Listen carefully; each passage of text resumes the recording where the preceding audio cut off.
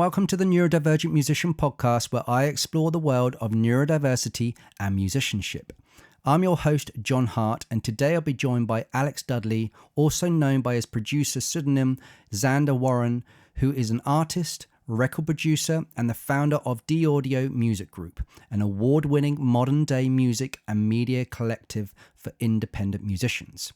Alex has supported my music business and recently produced the new Neurodivergent album. And to take it one further, we came together and founded the Neurodivergent Musician Community.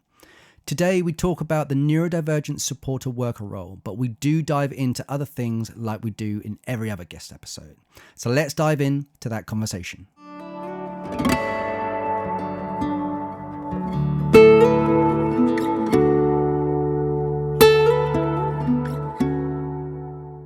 Hey man, how you doing? Thanks so much for joining on the podcast today. You're welcome. Yeah, good to be here.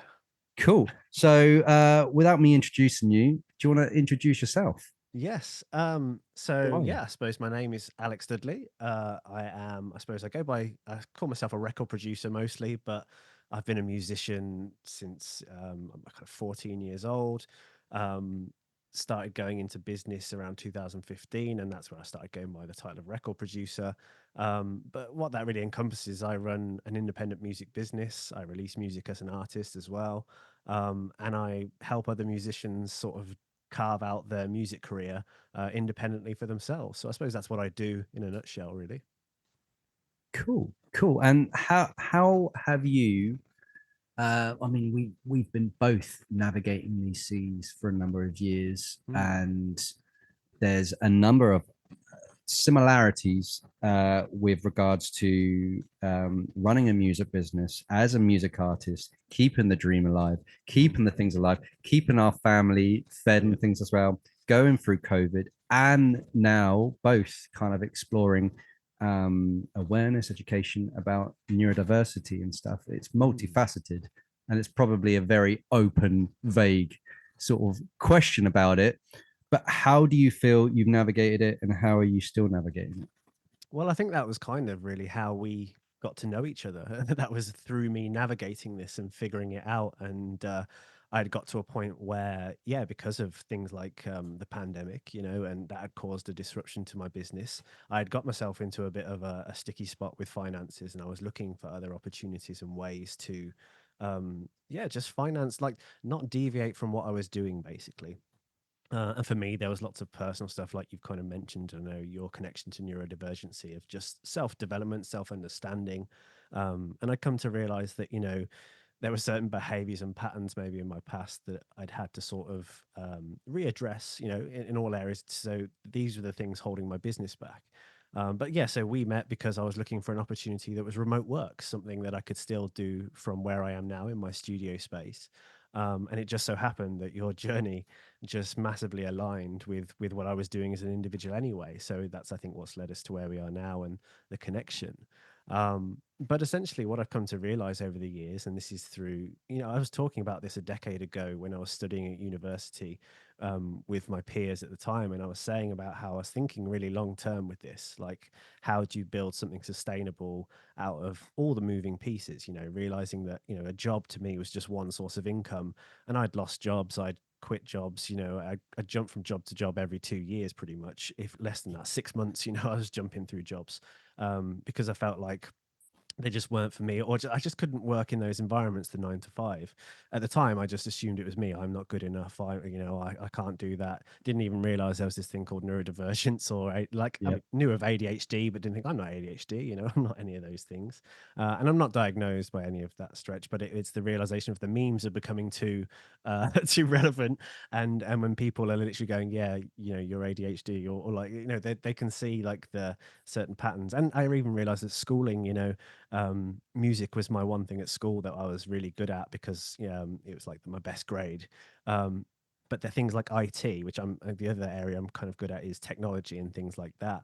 But I got an ungraded grade at GCSE because I finished the exam early, didn't do any of the coursework. I got a B in the exam, but because I did none of the coursework, because I tuned out, I got an ungraded. So it's, why was this never identified at school that, this person who's obviously clearly capable, but just wasn't applying it because it's, a Word document is like too boring for me. I don't want to learn how to, So it's all these things. that kind of led me to doing music and finding my own path. And like I said, since my university days, I've been figuring out, how do you piece together the royalties part? I mean, for years I'd play in bands and we weren't getting paid anything for these shows, because we couldn't get people there. But had I known, if I'd just signed up for the PRS, which I think back then was free, it cost me 100 quid when I signed up, but I think it was Yeah, free back then.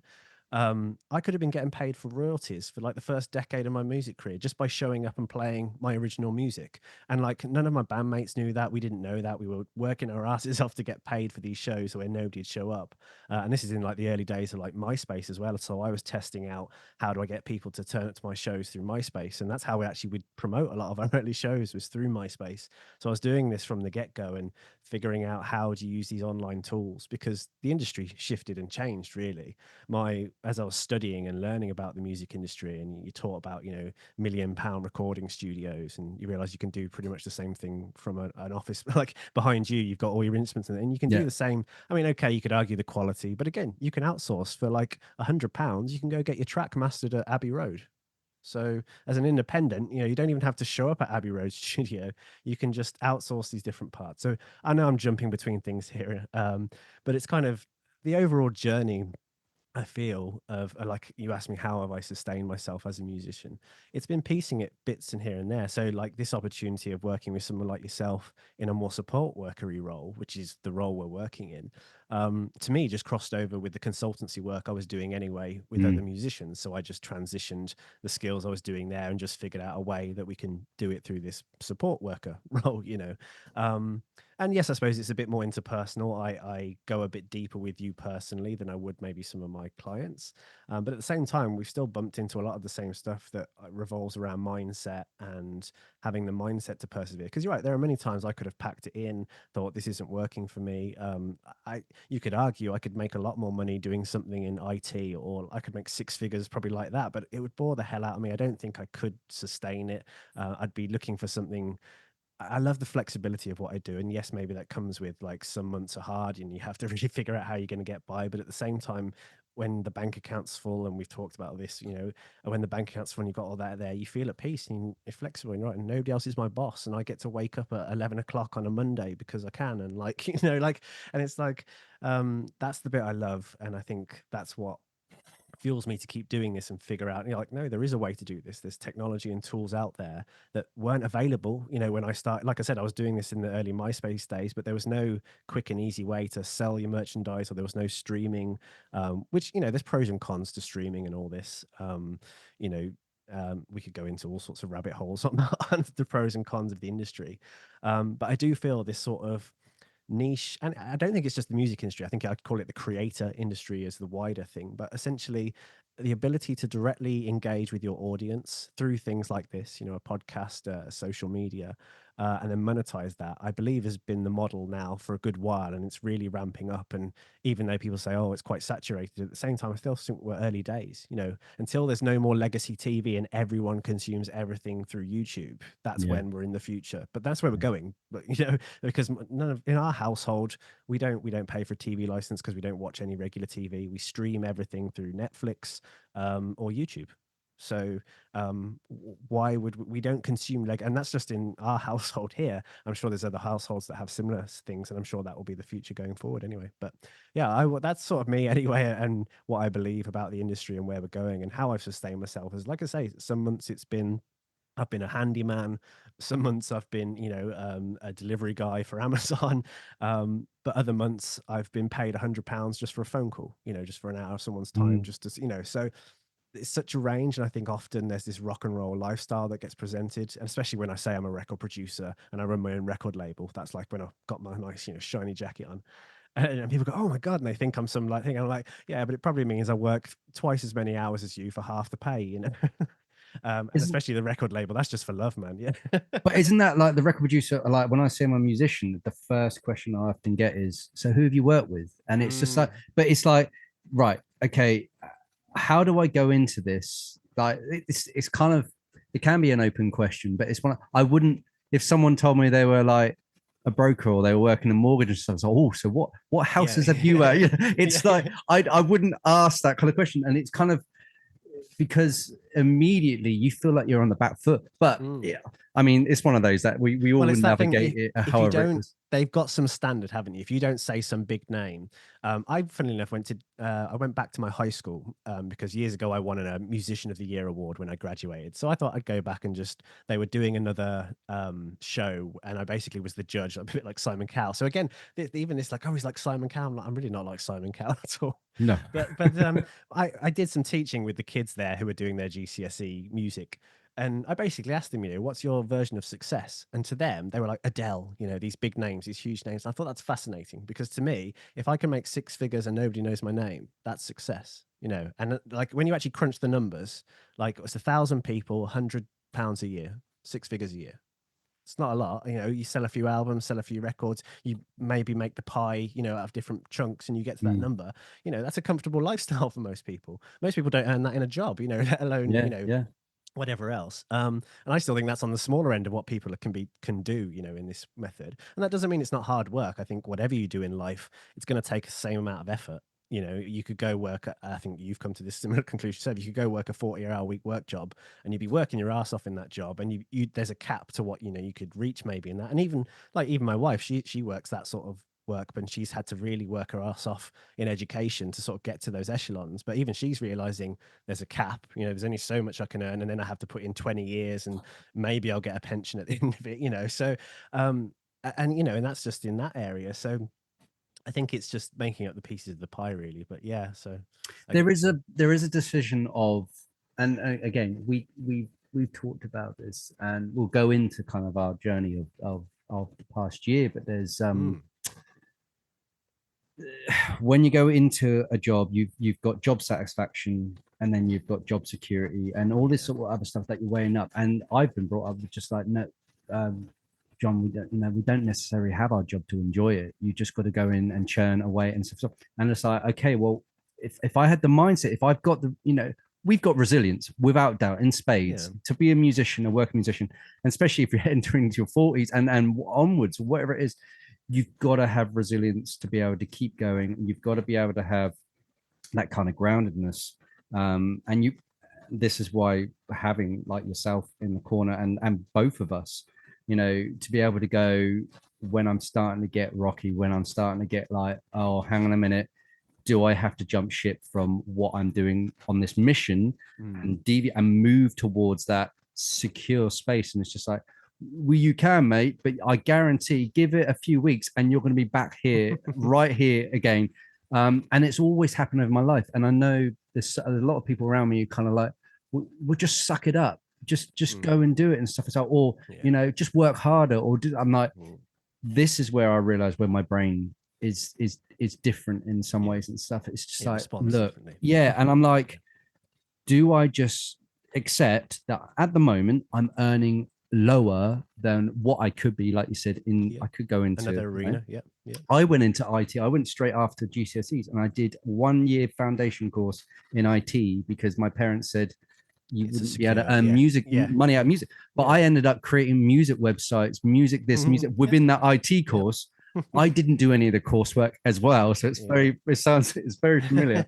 And I took the exam and I excelled in it and stuff as well. But then I was like, this is ridiculous. You're not doing, it wasn't fueling that thing inside. Well, this is it. I'm like, the heart is going this way, their head's going this way. It's just like it's the heart's not going to go that way. I have to bring it across somehow, and then we have to figure out.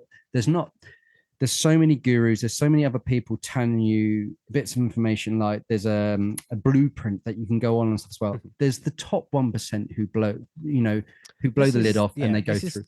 The top 1% you're describing, that's called the long tail. That exists in everything. Like there's always 1% of something that will do it exceptionally well, and then everything else tails after. The other thing you also mentioned that I kind of want to talk about there is what you said about security. Like, so the one aspect is you're saying, there's job satisfaction, which I do agree. That's the thing I hated and why I jumped from job to job. None of these jobs, once over that initial, like, I learned how to do something well. Like I could stack shelves really well. I could work in a post office really well. I could deliver parcels really well. As soon as you got over that, it's like, this is boring as hell. And everyone around me is just so understimulating. And there's people I look at and like, man, am I going to be you working in Asda when I'm 40? Like, I don't want to be that person, and that was what prompted me to like kind of pursue this path of entrepreneurship.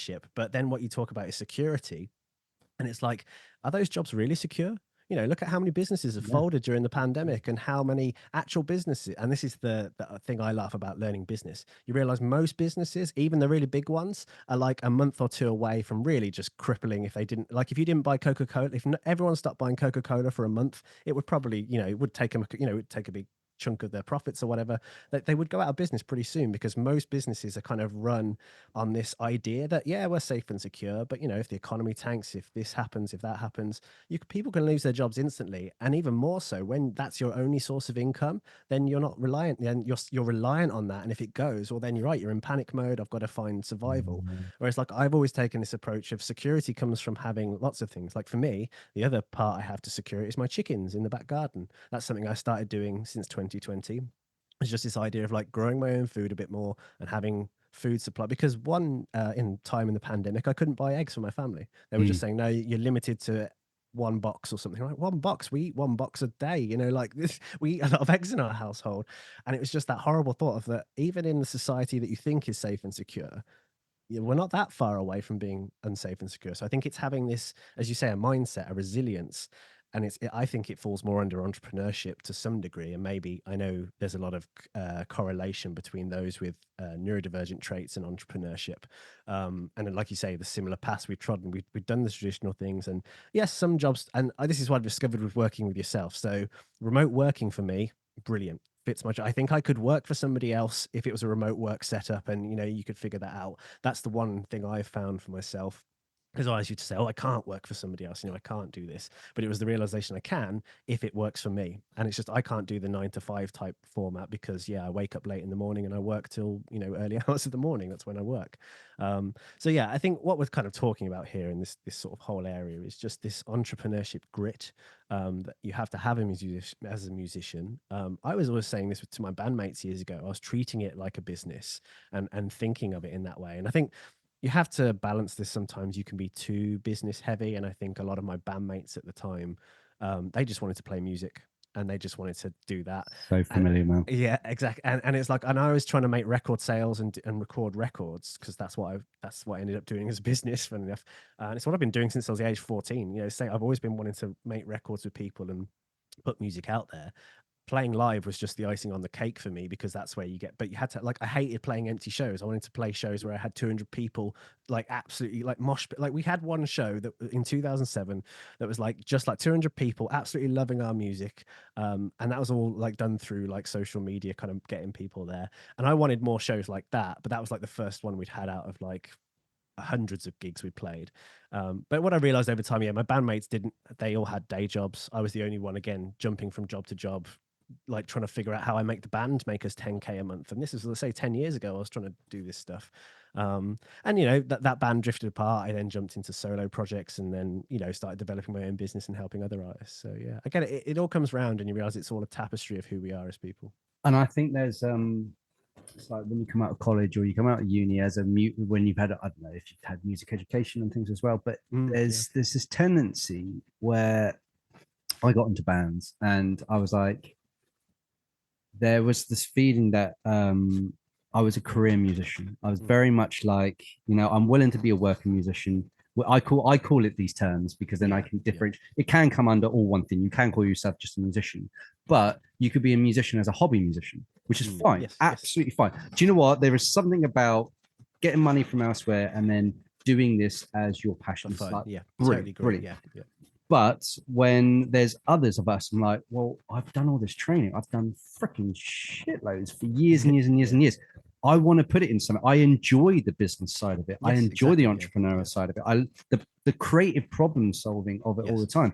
And like you said, in some jobs, there's a ceiling or there is control, quality control, where you're done.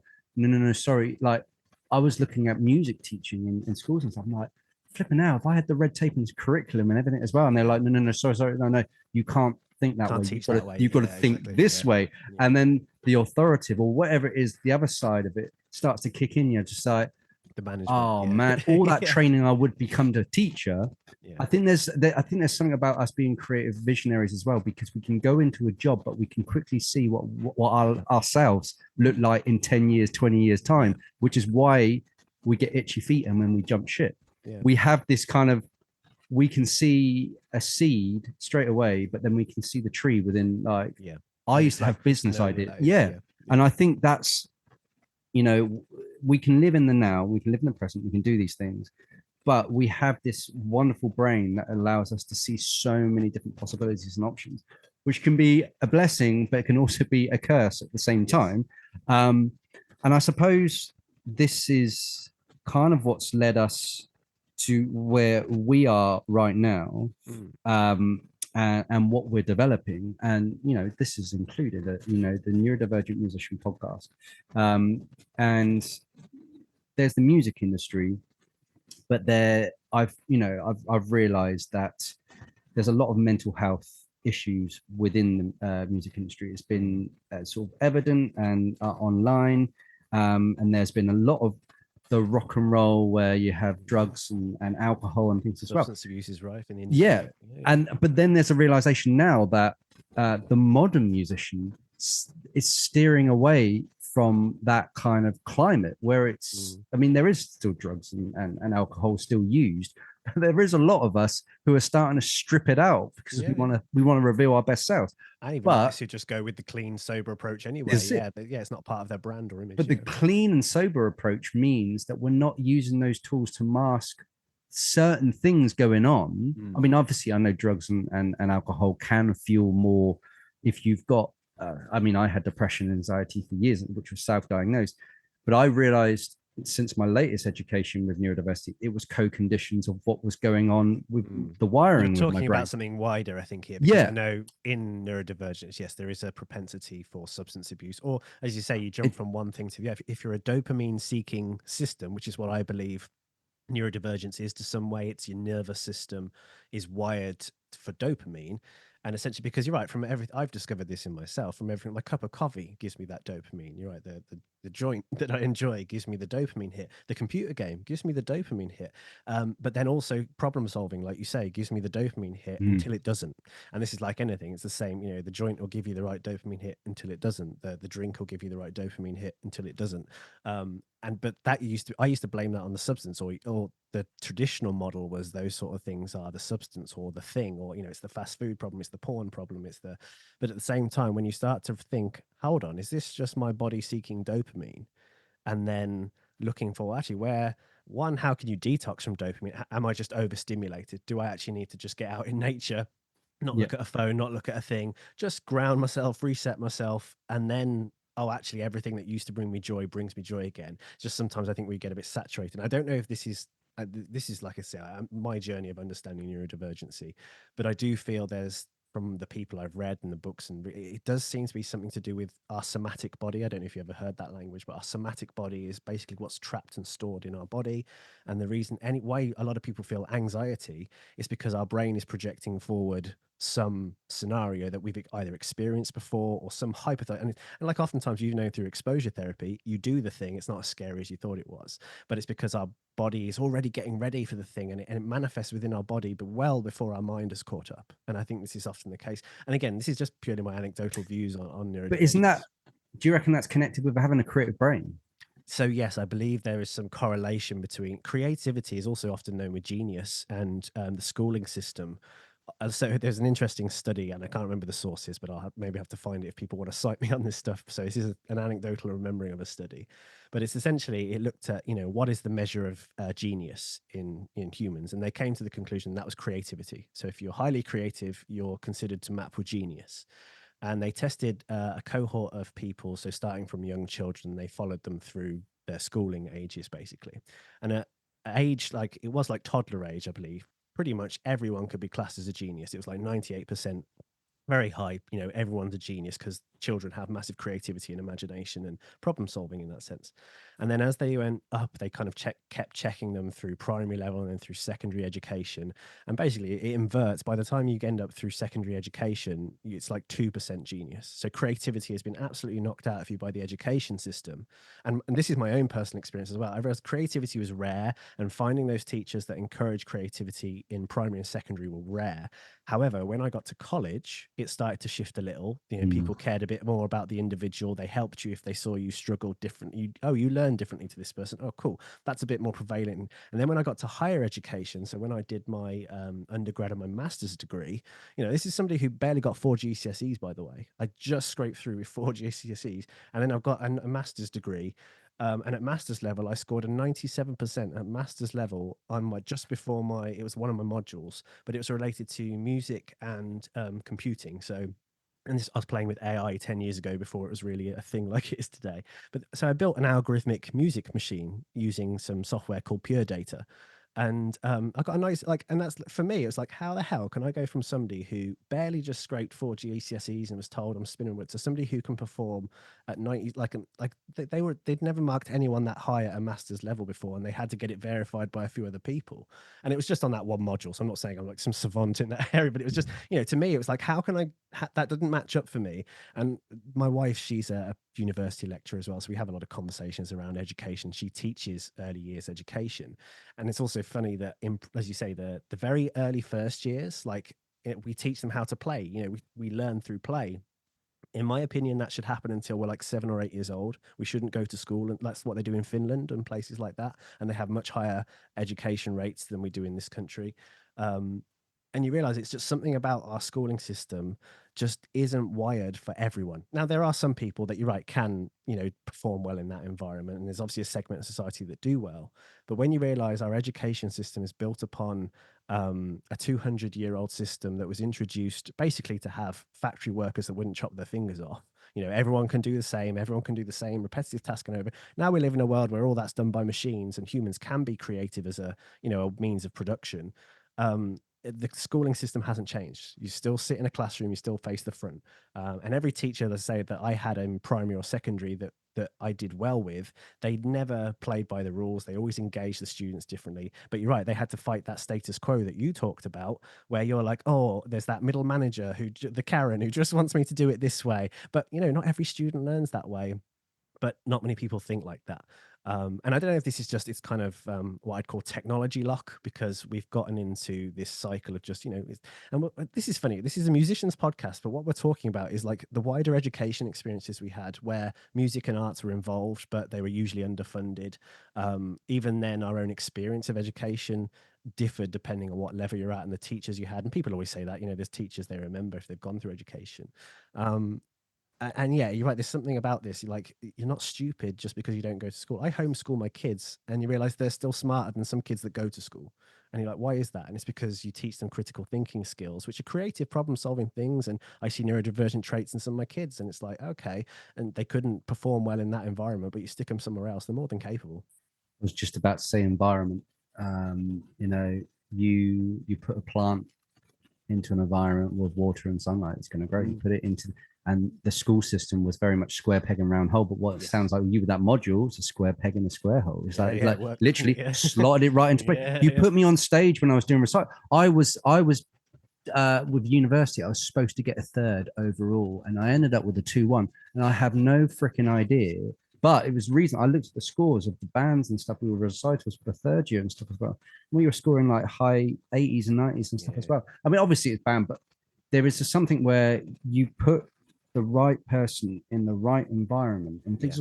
And this can happen. There's no doubt about it. I think you said you can happen in jobs. Like there is a lot of neurodivergence within jobs and stuff as well.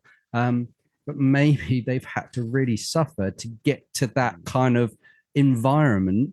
They've had to speak up. You can go into digital marketing. We do it all the time as career, I call it career musicians and stuff as well. We've got to do all that other stuff, marketing, sales, and all the other stuff, but we can't do it in a way that's just like linear and gray and everything as well. We've got it's got to be colorful. It's got to be some way. We've got to experiment. It might also be that the way the person has portrayed the information to you didn't sink in. I've had this many a time where I've heard the same thing explained a different way. I've heard many people say this as well. Oh, somebody explained it in a different way and it made sense to me, but they were saying the same thing, just in a way that it's the same with advice, isn't it? Like in a way that someone can say it, but someone can say it in a certain way, certain tone, or whatever it is and stuff as well. Someone could say it completely differently, or just doesn't land right. Streamline it in a certain way that is just like bam, or a visual, or Yeah. there is something, a percentage of, really high percentage that we are visual learners, and that comes down to that play where we are playing but we are problem solving at the same time. Yeah. And I think this is what also we love about this particular job, because it's just like no day apart from maybe the other stuff. I mean, guitar You teaching, have to do a bit of the same stuff. mundane stuff. Yeah, it's There balance, are isn't it? a lot of the stuff, the creative side of it, Yeah, it's it's new stuff, like isn't it? Yeah. it's just flexible, and it's constantly new all the time, like creating new videos, creating new content and stuff. But in some ways we want to know if we've got food in our belly and there's money in our account and stuff. So that's right. Okay.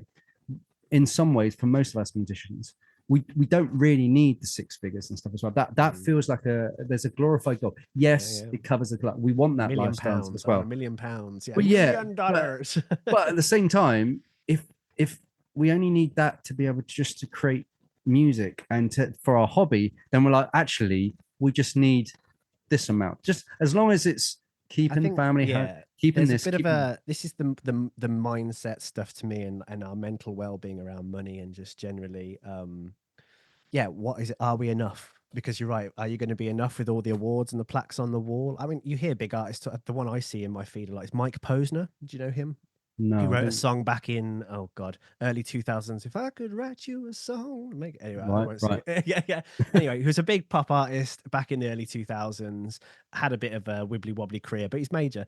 But he's gone on this big, like, he's realized that even with all that stuff, all those accolades, he still wasn't enough inside, and it's Mm, finding that thing that actually empowers him internally. But you're right, that's completely tangential to, because I think that doesn't matter whatever career you go into. If the career doesn't fulfill that thing inside, you'll never be enough, regardless if you're right, because you might not need six figures a year, you might just need five figures a year to make a thing. And actually you might even be happier just making four figures a year, because guess what, you don't have to do as much work making four figures a year, like and if you only need to cut, keep your overheads low. That's what I try and do in my business. Keep your overheads as low as possible means you have minimum commitment to cover each month. So yeah. it's things like that, isn't it? It's like, yeah, what do you actually require? And I think that's where you have to apply this sort of wistful thinking of like, oh yeah, 1,000 people, 100 quid, with like, well, actually, what's the reality of that? You're right. What do I actually require to survive? Can I find, you're right, like peace, like you said, some people, and I say this to people when I usually work with them, are you somebody who's willing to sacrifice and put in for a career, or are you just somebody who would like to make music, maybe even record it and put it out there, but do it as a hobby where, like you say, you've got a job that pays for it and you don't have to stress about, oh, is this record going to blow up and actually pay my bills this month? Because there's also like a mindset thing within that, because it's just that constant lack. And I'm sure it's been described as the starving artist many times, and it's a mindset I had to challenge within myself. So Yeah, yeah. yeah, So yeah, I think and this probably gets us onto this part of it, because this feels very new. I mean, I don't think the support work. So the support work, I don't know what you call it, scheme, funding and things as well. Just for anybody who lives outside of the UK who might be listening to this, um, so the government have this funding called Access to Work. You can apply for it. And in this case, it's if you've got neurodivergent condition. And I applied for it when I had psychiatric assessment and stuff. So, and then I was told ADHD and autism, and then I could go for this. But then it takes like something like 6 months to be able to get the funding. You can get funding for what's called a support worker. You can get funding for a coach, and you can get funding, I think, for equipment. But it's very blurred lines in regards to what all the ins and outs of it and stuff as well. So you could apply for equipment. They were like, no, that's not, it doesn't fit the criteria and stuff as well. And you're like, what's the criteria? Like, so a little bit of back and forth. But anyway, I applied for this, I think, early last year. So I was literally just getting on my own 2 feet after crisis and recovery and stuff. So it was January, but it didn't take until something like August for this to come in. But there's a tendency also, and you'll probably relate with this, when you've been working on your own for years and years and years, you're like, I know my brain, and I've said this many times, and I don't, and this is only from my mouth and not like, it may not be factual, but I know my brain is hardwired at a high percentage as a creative. This means that, and I've said, I've said this many times, that, so say for instance, 80% of my brain I feel is creative a lot of the time, which is can be a superpower to some people. Like if you match it up with someone who's logistical and everything as well, you could be a dream team. But living like that, especially in families and parenting and all this other malarkey, if 20% is then distributed over logic and then the rest of the life and stuff as well, this is where I struggle and I suffer. You can learn the tools, but this is why working alone, it's like, great, I can come up with ideas, I can come up with this. It's almost like the match, or, you know, to be able to light whatever it is, but to maintain that, to keep it consistency going. Yeah. It has always been a bit of a struggle until I realized, now, okay, you know, maybe I have limitations, maybe I have weaknesses. I could focus all of that bandwidth and everything as well on those weaknesses, or I could upgrade that 20% to 40% by getting someone on board. That could be a coach, that can be a therapist, that could be support worker, that could be the other thing. And this is effectively where music artists start to build a team around them. Yes. If you build a team around you, that your weakness could be someone else's strength.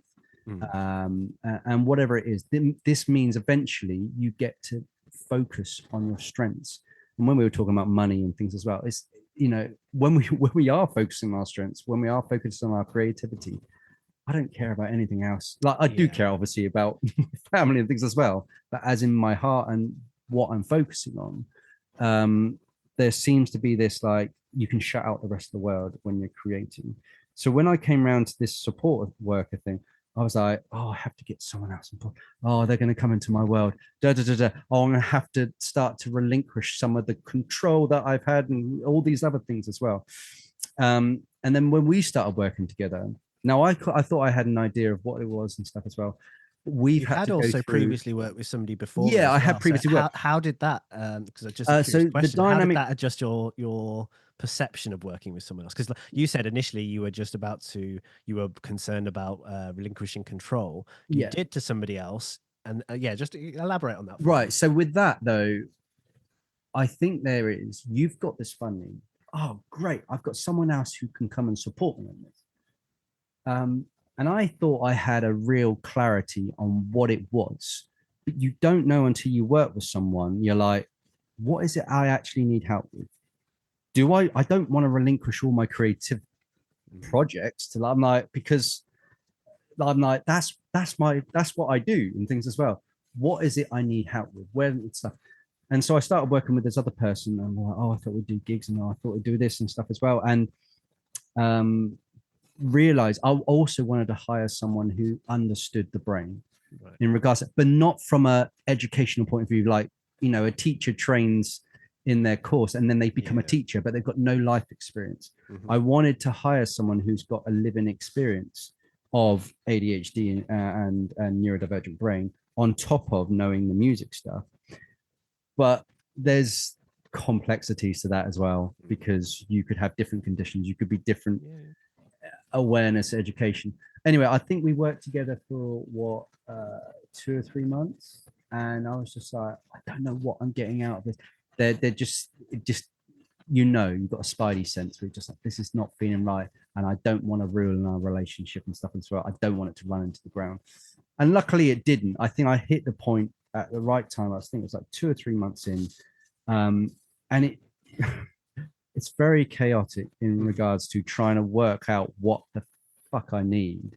Like myself, let alone this person trying to figure out what it was. So they needed a lot of patience and little things about. And I feel you could tell they were like getting maybe frustrated. They were like, I don't know what it is. What is it you need? Or we need gigs, or we need this and stuff as well. And so it was like, okay, right, let's let it go. And then that's when I went, right, every time, I think it's every month, I've almost got to take a step back and go, is whatever we're doing moving the needle forward? Or am I just going into this creative space again that is serving me, but in my head, my heart, not my head, but it's not what is moving forward? So I think when I put up the post on LinkedIn, again, it was just like trying to go, right, this is what I've got on my universe, this is what I'm trying to achieve. It was a very big post. I remember reading. Yeah, I just brought out these neurodivergent posts, but also I'm very aware I've just come off the back of a recovery and repair and stuff as well. So my head might have not been completely in the game like it is somewhat now. There is an understanding. So there is a scattered approach with a lot of music artists when you've had control of your own thing and you've been trying to look after your own house.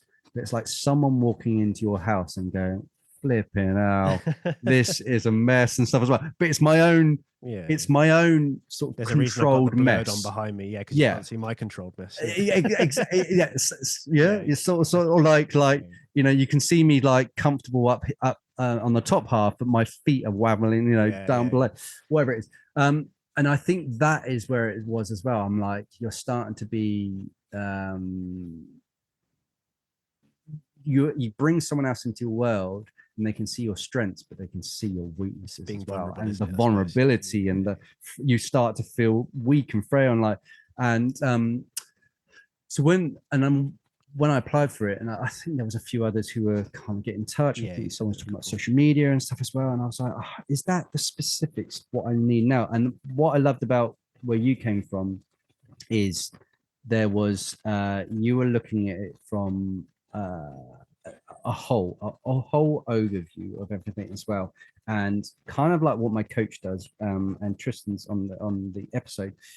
He breaks it down and goes, what's the foundations? Where are we at the foundations here? Because yes, we can build shit upon what you've done and stuff as well. It's like building upon a messy house. Yeah. It's just like, It wasn't even that. right. Like, it's interesting you can describe. So you said about you felt very chaotic with that other person and you had all this stuff.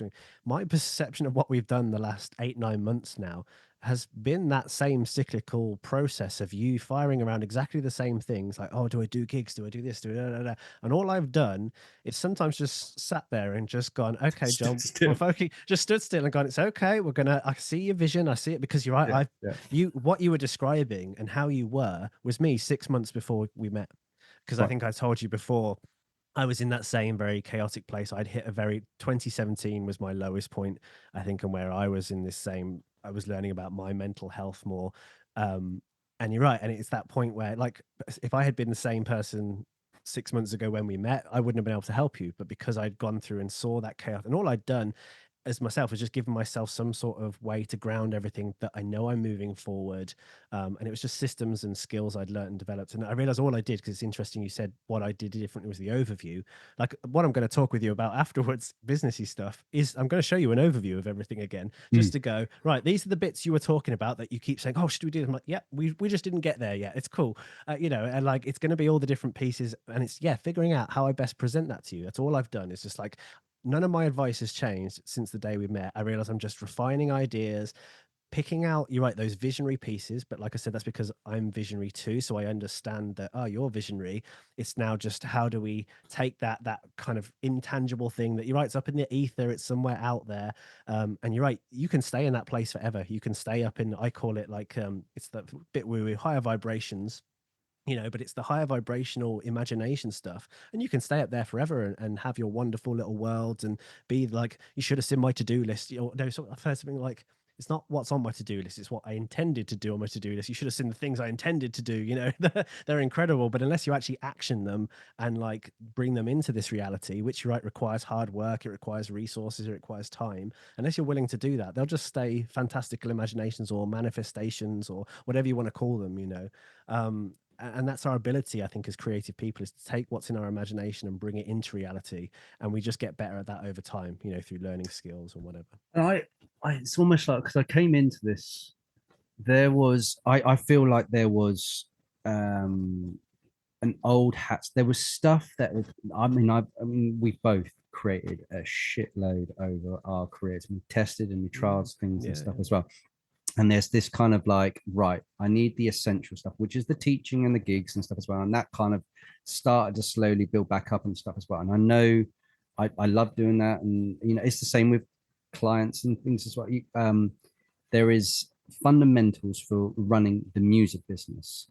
But then there's sometimes with the music business and a music career where they could be glued together. But I sort of feel the music career stuff is just like, there is that I love it. I do love, like you've just said, entering the high vibrations, the moment where if we were to be two characters, I do feel like I am the flipping excited puppy that just got to let off the lead Got and just Labrador go, energy. go, go, go, yeah. And I am that. That is my natural energy of it and stuff as well. And it will be like, I've just found this. I've just found a new bone. You're like, whoa, it's fine, it's fine, it's fine. But there is a tendency of like, okay, go in that, just go there today, whatever it is and stuff as well.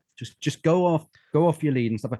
And that is, I've taken a long time for me to give myself permission to be like that. Yes. Because there's been a lot of people who go on, like they risk averse, or then they kind of weigh it down where it's like, there are so many, it's like an interview, right? I've got this fresh idea that I literally come up with 5 minutes ago, and it's like, right, let's put it through all the questions and stuff. I'm like, no, I want to stay in this space because you don't know where it goes and stuff. And that is, again, whether it's a creative space, it's a neurodivergent space, I think it's just that connection together.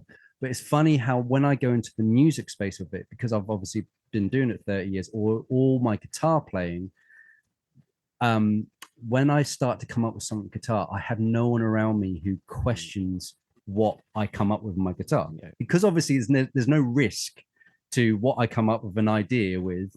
But when it comes around to business and it's money and there's things as well, there is it's a different, there's the same energy in regards to that creation sort of side of it, but there's definitely risk averse of like, look, if you pull that way and stuff as well, you're just going to keep dividing your attention into different places. There's a few things you're kind of touching on there. I think it's this aspect of, especially in business, it is a creative endeavor because there are creative aspects. I mean, I'd actually argue there's creative things pretty much in every industry or role you would go into, because like my wife says, the teaching element, the creating the modules, and that is creative, coming up with creative ways to deliver and teach students. So I think there's creative things in every type of industry. There's just certain industries that are highly creative, such as a music one. And the music industry itself is actually, there's no such thing as the music industry. It's several industries cobbled together. There's the touring industry, the publishing industry, and the actual recording industry, all kind of cobbled in, combined with some of these new technology ones anyway, so it's a whole bunch of things. And I forgot where we're going. Typical ADHD trait. Oh gosh, the train's gone. Oh no, I've had a complete rambling. Yeah. What were you saying? Go jump back to yourself for a second. I think there is. Well, actually, let's go into the channel. So I know our relationship over. How many months has this been now? 9 months, I think. Okay, 9 months. Yeah, right? November will be our anniversary. All right, our anniversary, right? Yeah. It is like a freaking relationship in some ways, right? Like it's a brotherhood as well, because I know when, and it'd be the same with you. If you were getting someone on board onto your business and looking at all the ins and outs and stuff as well, you're like, this has to be the right person to come in and to go and to be able to go through, because I know you were saying and alluding to, we go into the trenches a lot more and things as well, because I think the way our dynamic has worked is there's not been, I'm not your boss, I'm not your leader, I'm not anything as well. And vice versa. I think what we do is we have a kind of, partnership or whatever you want to call it, but that the objective of it is there's a feedback loop in every single thing we're doing. So when we came in sort of the support worker role, and like, okay, once we found out what the ins and outs of this and how this fits around the music business, and for instance, like I know you've got systems and processes, I've got systems and processes and stuff as well, and we've kind of working with our own ways of doing things over the years and stuff as well. And then when it kind of starts to combine, you're like, it's a bit of a bloody dance in some ways, because you're trying to sort of like connect with it and stuff as well. We've had things like, and especially with, I know my neurodivergent traits, and they can really flare up. Maybe it's RSD, maybe it's like whatever it is and stuff as well. And sometimes we've not held back on like, I think the best relationship, sometimes you have conflict. You can have these certain things because you're trying to get down to the root of it's having difficult conversations. Doesn't mean conflict per se, but just hard conversations. Hard conversations to be able to go, because I know with this, And I know work, even bloody working with myself, I feel like bloody Gollum and Smeagol sometimes, or whatever it is, because You were talking there's, about the isolation. Yeah, yeah, yeah, yeah, and definitely. there's the isolation, and you're chatting between yourselves, and then you did it, Mm, and yeah, even this podcast, I'll listen to myself back, and I'm like, oh, I sound like a different person. Da, da, da. These dynamics and hats that we're wearing within our lives, mm. we know that it's not just about the music. It goes into our personal life. If our personal life is like chaotic, wherever it is, it's going to bleed into this. So we're going to be like Monday, I would have said something, or I've come up with something, or like we decided on something, and then Tuesday it's just like flipping out, John. You've literally flipped that, Yeah. or I've Hence, contradicted myself that's it. so many times in the way that we've worked together. I've But said, what "Oh, you've this is my last album." I know now I'm exactly. going to do 5 more albums. You know, Yeah, like exactly. the contradiction of, and I think you started to become aware of. It's not sometimes you're like, oh, hang on a minute, is his ADHD symptoms flown up? Oh no, hang on a minute. There's this other side of it. And stuff. He wants routine, but he doesn't want routine. He wants Yeah, this, and he doesn't want this. And obviously, that's the autism and stuff. But obviously, there's my character and authenticity and in the center when I've slowed down things.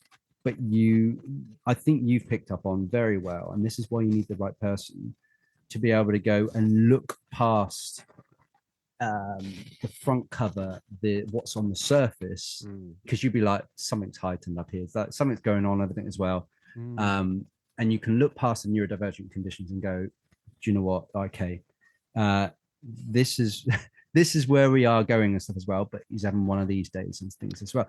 It's So you're interesting. Stop not, being reactive to your response is so most people, and it's interesting. This would be my experience, especially, and my wife has had been the person who I suppose who's around me the most, and she's had to learn to not react sometimes to my initial outbursts or my right. initial like when something goes wrong, and she can be almost like afraid of that because it's like, and for me, I've had to deal with like the allowance of expressing frustration without like because it seems to be that my energy affects people around me. Like if I'm in a pissed off mood, people know it, and it's not like I intend to be that way. It's just there's obviously something about you're right, the nature sometimes of our actions cause these ripples.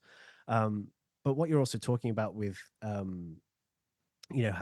our relationship has worked is essentially we've been kept each other accountable. That's the feedback loop. I Mm. mean, to me it's like the way I see you as a boss is that if I don't turn up and do the 10 hours then I don't get paid, so I have to show up in that sense of like, so there's that bit of discipline. But that's the same with clients to me, so that's no different than me showing up for a client, but it's just in the support worker role. You're right, there are expectations you set because like it's not like I would deliver a course or a thing or whatever it is, a set thing. It's like, oh, John wants to follow these things, and then I have to come up with, where do we take the visionary thing from?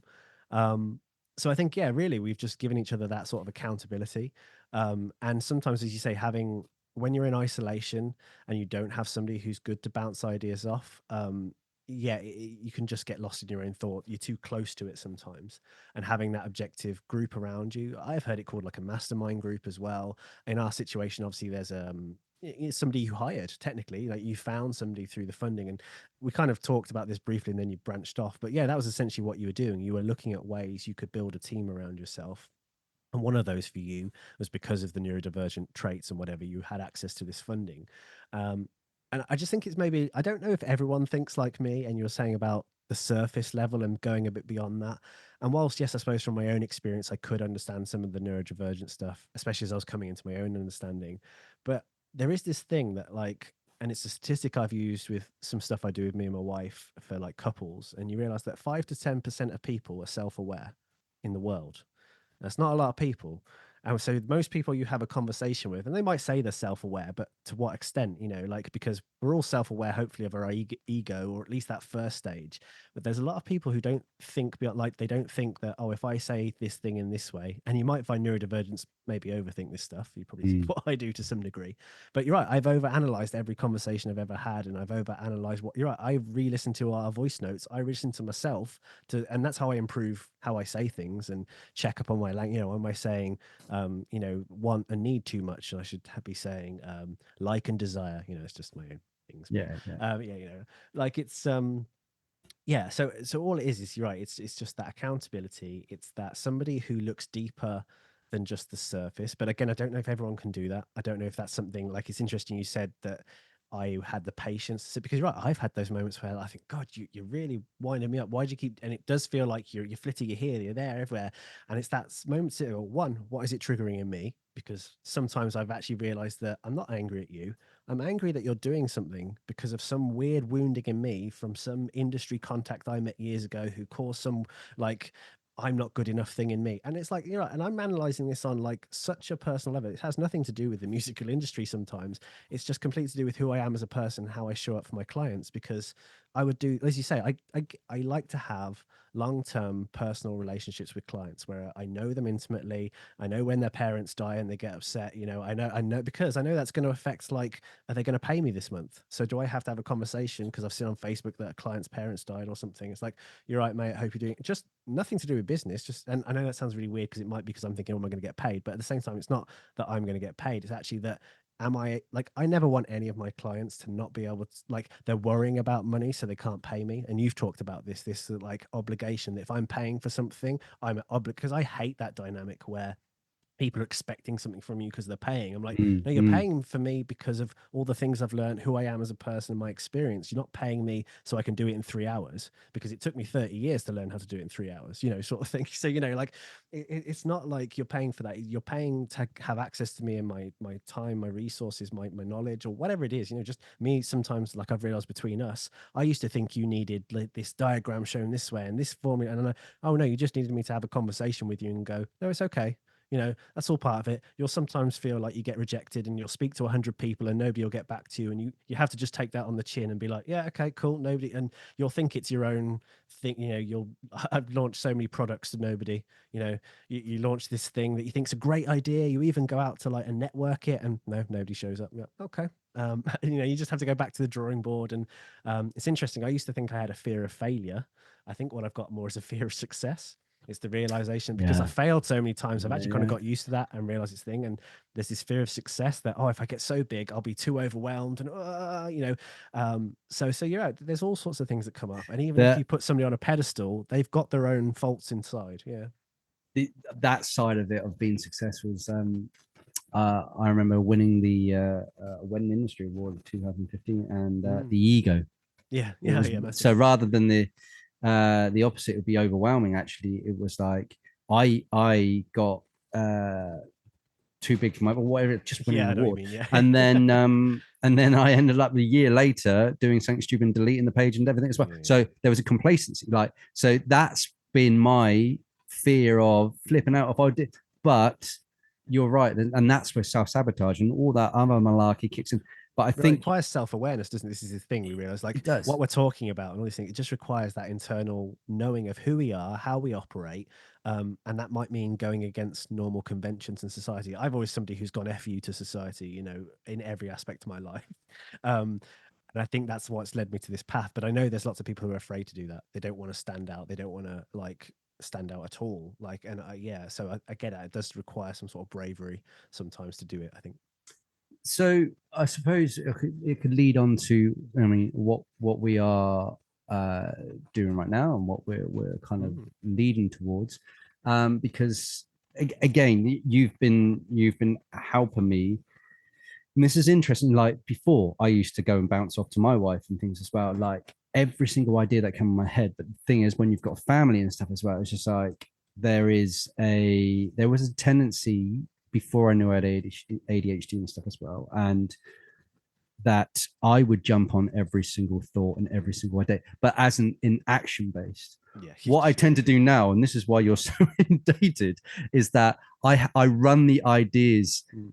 uh, through you to feedback loop through to myself. But what it is, like this arrangement is and stuff as well, I still allow that thought process to keep going because I have to verbally express it and stuff.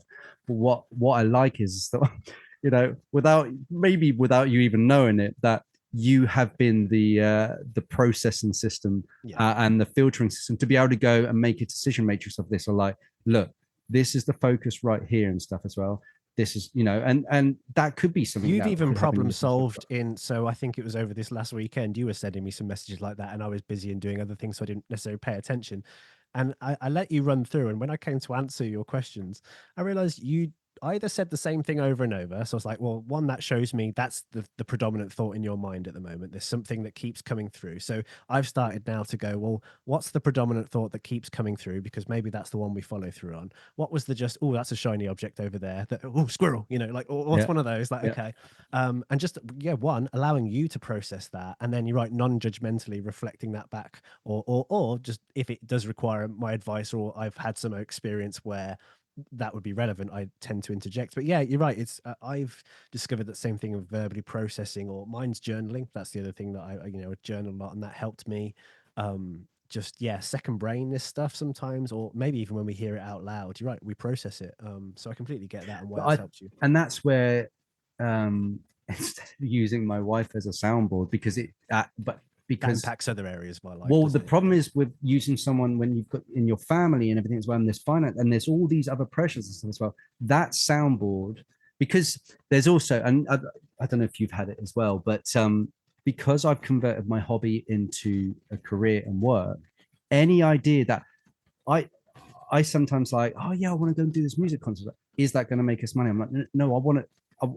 Maybe, but I want to do it for fun because it's my hobby as well. That's where the blurred lines and stuff as well. And especially when you've got a family, that's where the red tape or the things can kick in. But I think the understanding that we have and finding the right person is we can get that mix of still having the fun and still having the hobby, but we will get paid for it because we know it's going to take some work. Like this neurodivergent musician podcast, like I know it's not going to make any money, but the therapy, like the just so many attributes Well, out it's of part of this. something wider, isn't it? This is what you Yeah, realize. Some things we do in life will not return financial investment because they just won't. They're not designed to.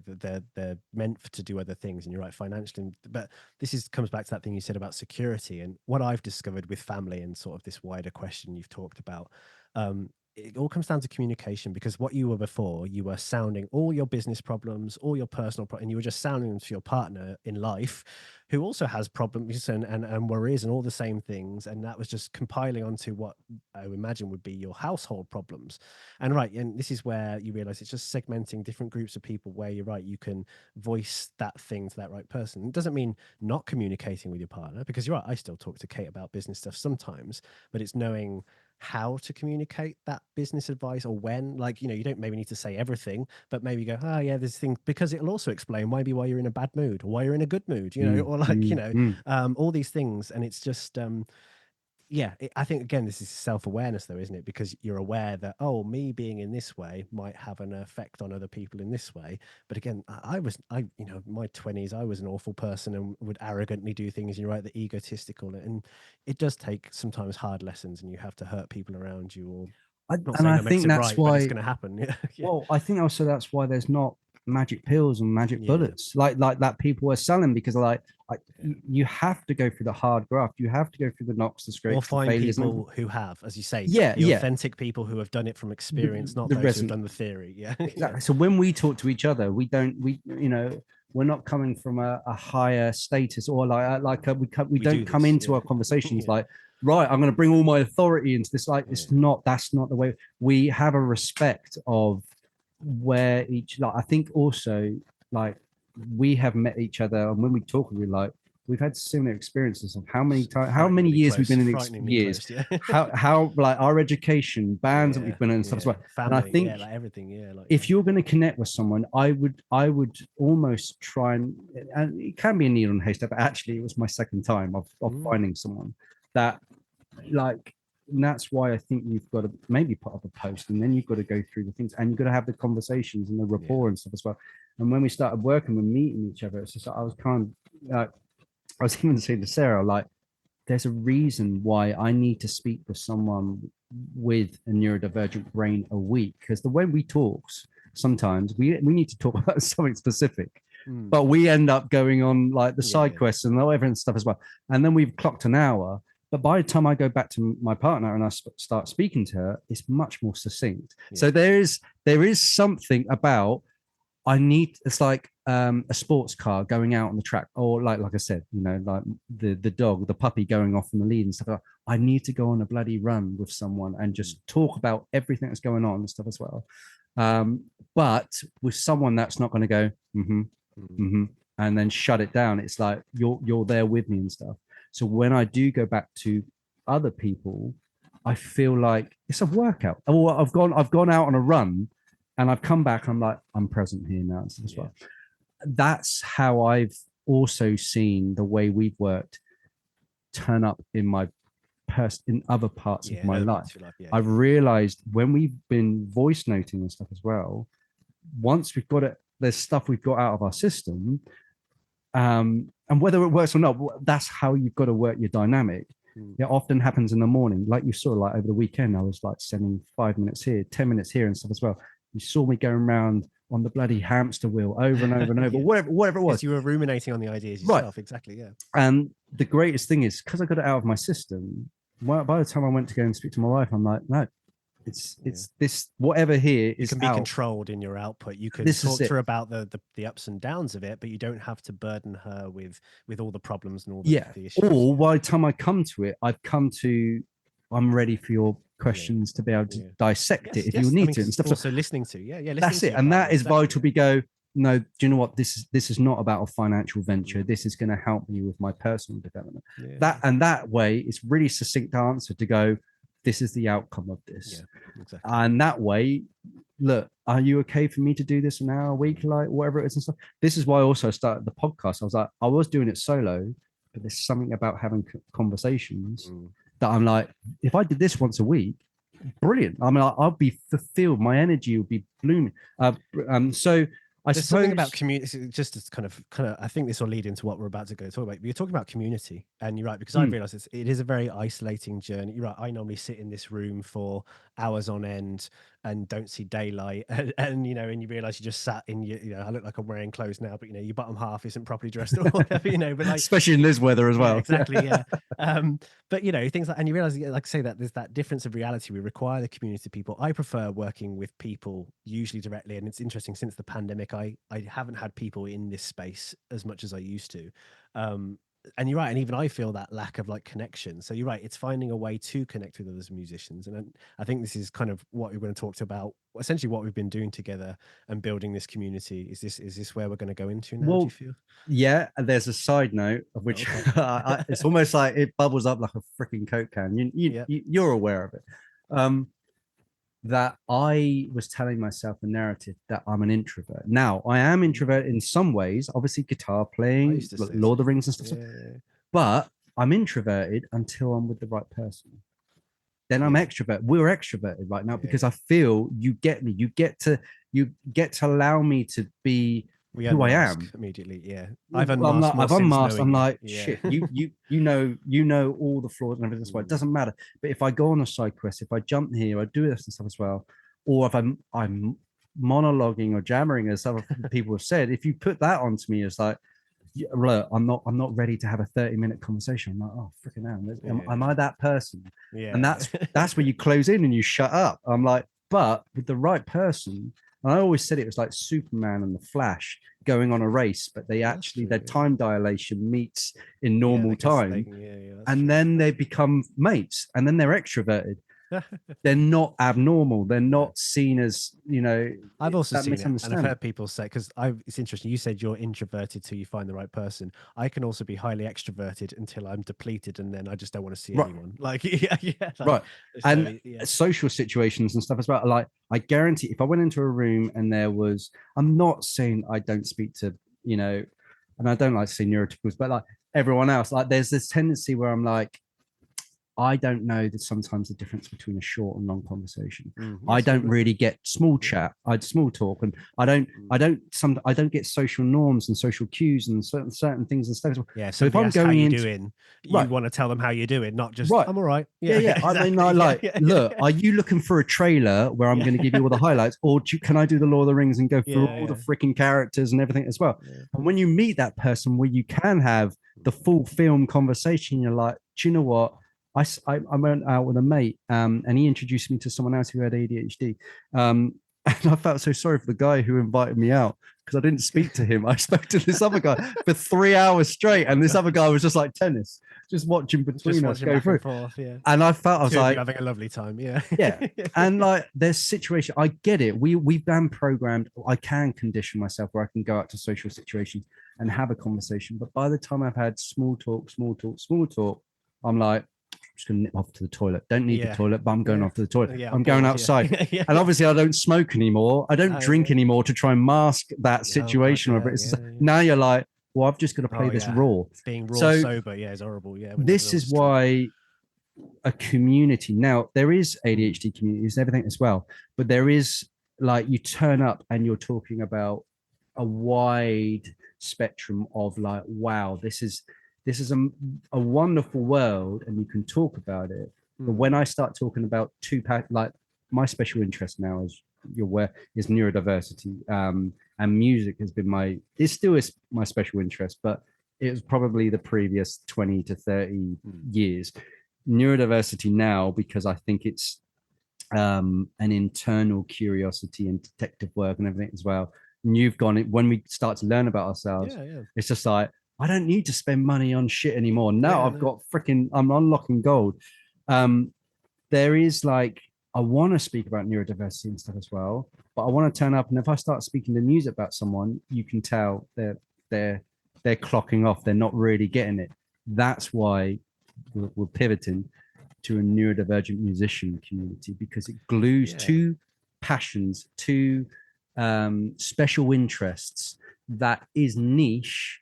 But I think within the music industry, and especially so many musicians, that, yeah, if you've got, and again, I'm not diagnosing anything. I think it's just curiosity to, like, look at yourself and kind of go, like you said, it's not the blaming the addiction on the actual substance and everything as well. There's something going on underneath, And the you're right. There's this high curiosity. percentage, as you say, of musicians who seem to correlate with this neurodivergence or Well, there's um, data that, sorry, mate. Not actually. I'm not sorry. I cut you up there. you've been There's doing it all ADHD. conversation. Have you not noticed? I've never said before. They don't apologize for doing these things and Yeah. stuff, and I just Go on. caught myself. So what's the data say? Go on then. Sorry, Yes.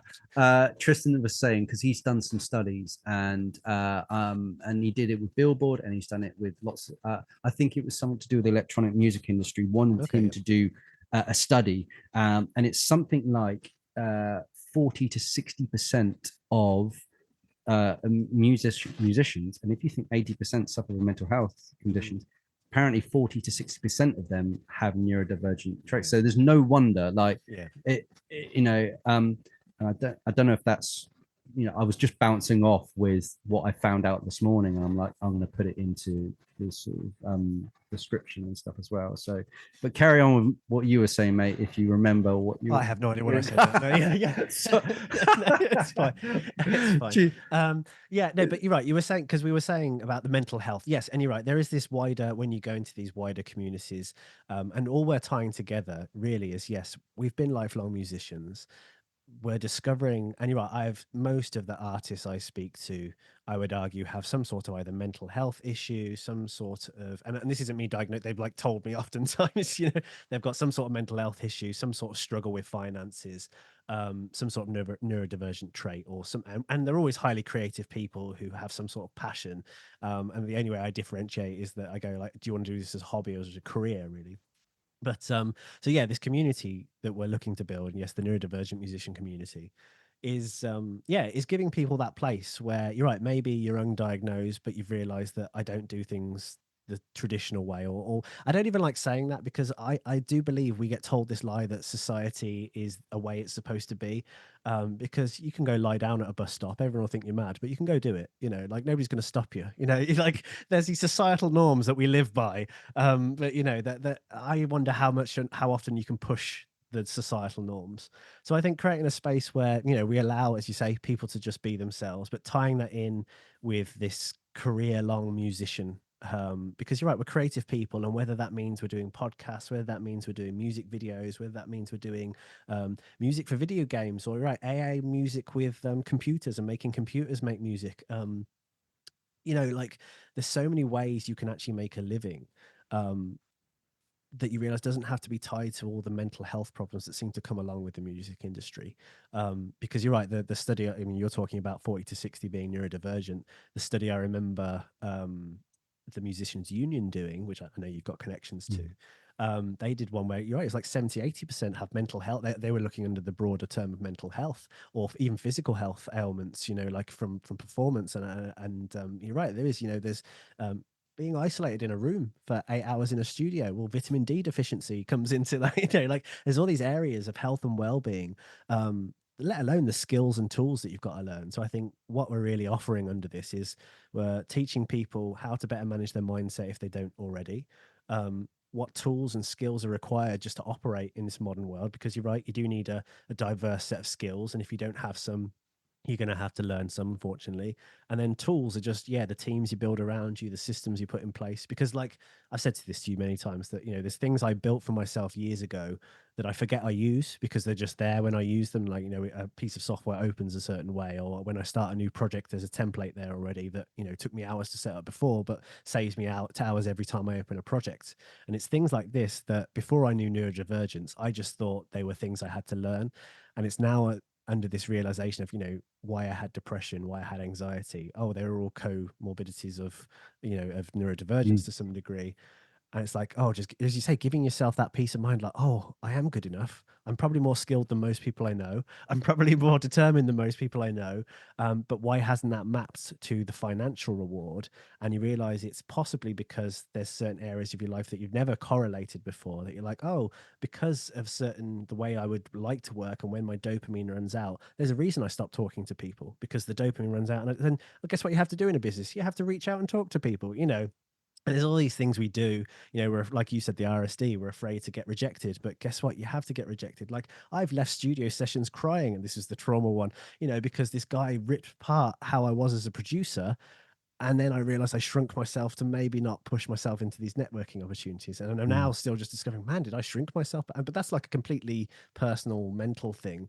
But that's obviously kept you where you are to some degree. So yeah, I think the whole reason we're creating this group is because of the conversations we've had the last 9 months or so, and realizing that yes, whilst you can help people find, because that's the other thing, teaching people how to find the funding, teaching people how to support themselves. I've used help musicians a couple of times in the past few years when I was like running out of cash, and they just gave me a few 500 quid grants here and there. And it's like, if it wasn't for knowing that and how to get that, and as I say, in PRS and the royalties and all that stuff, Yep. if you don't Yeah. know this stuff, it's hard to support yourself as a musician. But if you know this, you can find the pots, you can find the right people.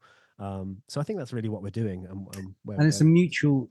a mutual understanding, because again, we're not coming at this going, okay, let's take this audience and figure out a problem. So like we are in the living Yeah, experience. We're in the trenches. So we're doing this every day, and we've yeah, been having there was a realization. It's just like we're having private conversations about this all the time. It's just like mm. there's so many others who Oh yeah, w- totally. would who are like us, who are not just musicians, we're musician entrepreneurs, we're like Mm. whatever it is and stuff as well, that just want to make uh when you're not the top 1% or whatever it is and stuff, there is Yeah. just a huge amount It's of the us long independent tail. Yeah, exactly. musicians. The long tail. There's Yeah. 1% who maybe make millions and billions. Cool. But that means there's 99% who make, yeah, varying degrees. And again, supplement with different areas where you can. Don't be in this rigid mindset of, oh, I have to have a job, or I have to have a this, or I have to have a that. You see, you can make up from all different components to what I think should be a fulfilling life. If something doesn't make you happy, why are you doing it?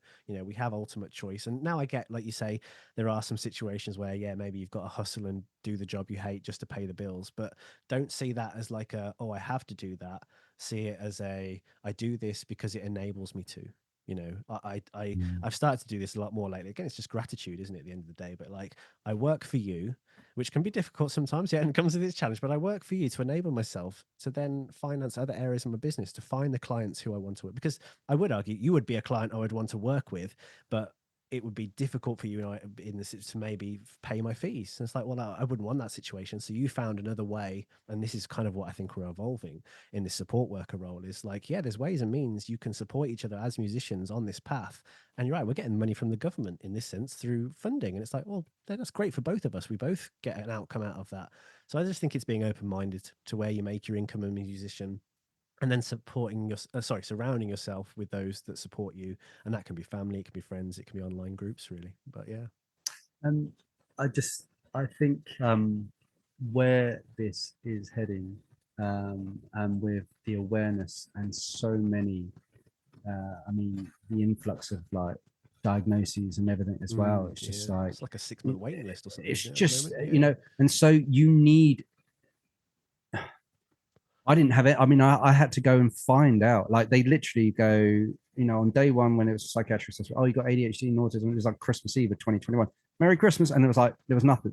I had to Right. go online. Okay. You had to go and Yeah. try and So find the you shit. diagnosed, but And that's it. then when I Yeah. got diagnosed, it was just info about meds, but it's just like, there's no info about, well, go and get some coaching, go and get therapy, go and join a community, go and do this and stuff like that. It's just like, where are the bloody signposts and stuff like that? And again, like, how we start to see maybe these conditions and stuff as well, because and take away obviously the musician sort of side of it, there is for me there was like a grief period of like you start to reflect on your whole life of every Yeah. single thing you've done, and there's a relief of knowing what's going on, but that certain period of grief, like it's like a bereavement of yourself, Mm. can have a detriment to everything else going on in your life Yeah. right now. So then that's why there's a sense of there are there are other communities out there, but it's like a catch for all kind of umbrella sort of thing. Mm. Whereas this is very niche to exactly what we're doing in the trenches all the time. Yeah, I think it aligns having, or I don't always like to say have, because I don't like the labels of it all, and because I never came to it from that, like I was diagnosing symptoms I could see like depression and anxiety and just behaviors. So I never really liked lumping that, and because I'm not diagnosed in that way, I've never sought medication, although I realize I self-medicate throughout my entire life. Um, yeah, I think it's trying to think where I was going with all that, as you can see, but um Well, the link. So Tristan Hunt, who is my ADHD coach. So I went to the Musicians Union and I said, look, I mean, I could go online and type in ADHD coach, and then there's a directory. And I know my executive function yes, and that's what looking I'm for saying, evidence linking as the well. two. But I'm Yeah, like, yeah, this is overwhelming. I'm like, yeah. it's like looking for like So that's, yeah, anything you I've want just to do. remember what I'm going to say. Sorry to interrupt. Right. Yeah, Go. it's come back to me. The train's come back. So interlinking, you're right, that wider topic of neurodivergence with musicians, it's because it's what we do as a career. Yeah. That's where we're speaking from. We have been lifelong career musicians. We both would describe ourselves as that. And I think it's just realizing that, oh, there's these prevalent traits within our peers, that you're right, have doing the same career path, and you're right, the two of us are just figuring out that, oh, there's advice or even just conversations. You're right, it's not about Staying trying in to the sell you a conversation. course. So it's just show up, have a conversation with us. We'll encourage you when you're doing the right things. We'll support you if you're struggling with something, and we'll point you in the right direction if there is anything that you require immediate attention with. So I think it's creating that supportive environment was what I was trying to say. Yeah. And it's the same thing, kind of what I've seen. So with Tristan, so instead of me going to these directories, I went to Musicians Union. I'm like, look, do you know an ADHD coach? Oh, look, there's if you go to Tristan's website, it's ADHD in music industry. He's geared himself as a coach for those two things. Yeah, so And he's going it's to sort of niche, approach in that but sense. Yeah. it means that I cut out any of all that other stuff and I went straight to him. I'm like, you're the guy. Mm. And not saying this is what we're doing with our community, and we're not doing it strategically and stuff as well, No, no, but no. we are gearing. There is, you can go to an ADHD community and stuff as well, but do they understand you as a musician on the day to day and stuff as well? They understand the neurodivergence. Yeah. This is where we're coming from. We're like gluing two worlds where we will understand both sides of it. We also understand it as fathers in a family and stuff as well with finances. So I think in We some also ways we're bring, covering all interestingly, bases. so I feel you have an aspect of like your accolades have always, you've got, you've done bigger performances than me, and you've got this sort of, I'd even say you're a more talented musician than myself. So I feel that it's that sort of like, you bring this like performance side to it, and myself, and where I kind of put my expertise was in the technology side and the business systems, and that's where the areas that I studied. So you're right, it's interesting. I think the two of us working, because you're right, I think we've also both independently had these ideas for a couple of years now of supportive communities. We've called them the DIY musician and various things before. The fact that we both came up with that same name Yeah, just no, shows. At the same time, the year 2020, was that when you did it? yeah, something Yeah. like that. Like, so you're right, like at the same time we had the same idea and we created the same brand. It never went anywhere, but now the two of us are together, it just feels like everything we're doing is, you called it a partnership, and it does feel a little bit like that, because whilst we're supporting each other obviously in the role that you hired me to do, we are also forging business partnerships because we just naturally had conversations, and this is what it's led to. I mean, I would argue this community we're building is part of a business partnership we're developing. It's not part of us working together in that sort of Yeah, support worker role. So yeah, so I think that's kind of all we're going with it, yeah, and where it's going, yeah. but it's kind of because a lot of us can keep this info and awareness and education to ourselves. There's that always that tendency, but it's just, I think there's a natural thing of, we feel I don't know, I feel obligation. I want to be able, I want to support, I want to share, I want to, I don't want to stay alone with all of this, what's going on and stuff.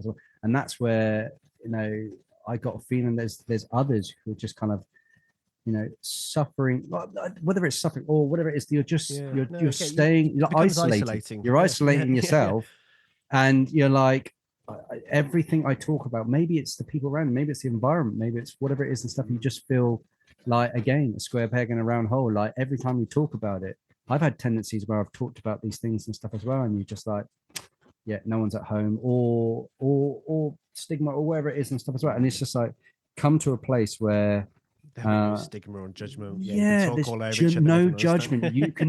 You can be however you want to be and stuff as well, and just completely unmask and stuff. And yes, and also have the reality of what it is, because I think often, like you say, people try and sell you the shiny object, the magic pill, and they're like, oh, how I made 1 million streams, and you're like, and you could go, you've got 1 million streams on a track, how I made 1 million streams, and it really doesn't affect my finances. I will tell you the reality of making 3 million streams. I'm like, it might pay for your business subs. That's, I mean, some of them, it's there's so much more to it than that, isn't there? Exactly. And I think that's also where we go, do you know what? We can tell you all about the shiny things that everyone else is offering as well, and go, that's the reality of that and stuff as well. So like, I think we've paid and bought for this stuff in the past, haven't we? We've bought the shiny objects and the magic pills, and you realize that, oh, they just repackaged a piece of information and they were really good at marketing it to me. That's what I realize often. And if you've got all the money to be able to spend on paid ads to be able to get nothing back, you go ahead and do that. But like, I think that those things don't work either, because I also think this is the thing. It's like, people do find, and maybe this is the other problem I've come to discover with like courses and information. It will work for that particular person because they do it in a particular way. If you don't work like that person, and you can't show, because some of these things have literally been like, some of these courses I've gone on, what I've realized was like, oh, these people are just reaching out to like thousands of people or something it could be. And I'm like, but that drains it. Like, I can't physically message that many people, because I'd spend all day doing that, and I'd just be like this, like absolutely zonked. So I'm like we've come to just, there's other ways you can maybe do outreach. And if you study business, you would know there's email marketing, there's direct messaging marketing, and all these inbound, outbound marketing, but if you have to study business to know that, and that doesn't get maybe necessarily taught. And even if it does sorry, let's get my words right. Even if it does get taught, it can be from somebody's perspective that, like we said before, just doesn't land with somebody who thinks a bit differently, or somebody who, and again, even myself, it might be that I understood the information, but I couldn't apply it at the time. I wasn't in the place mentally where I could apply the logic of being disciplined enough, because some of this does require discipline. And I know for people with neurodivergent traits, that can be a hard thing to stick to a routine.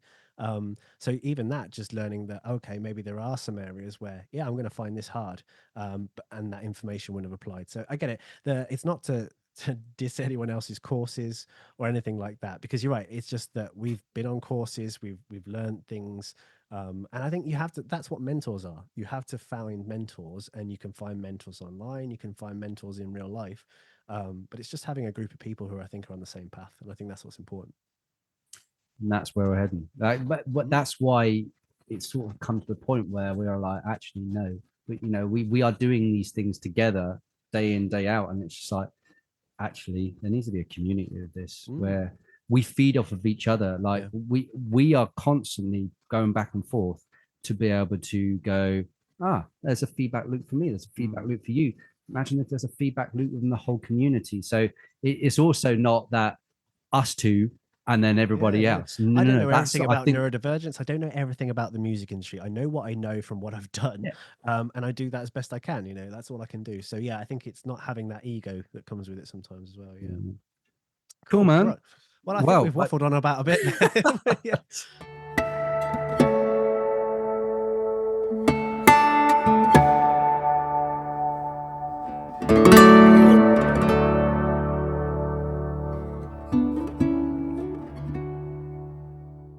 Hey, thank you so much for tuning in. If you want to hear more episodes, head to your favorite podcast app or platform and search for The Neurodivergent Musician. There are lots of solo and guest episodes to dive in with insights, improvised babble, and recommendations. I also encourage you to go and check out my new album, Neurodivergent, which is how I process my whole experience from unaware to aware, from undiagnosed to diagnosed, and more through music. And finally, if you are a neurodivergent musician and looking for a community where you can unmask and be you, please do come and join in. We deliver free workshops with Q&As and more. All links are in the podcast description, or you can find out more info at johnhartmusic.com or theneurodivergentmusician.co.uk. Thanks so much for listening, and I'll see you in the next episode. Cheers. Take care.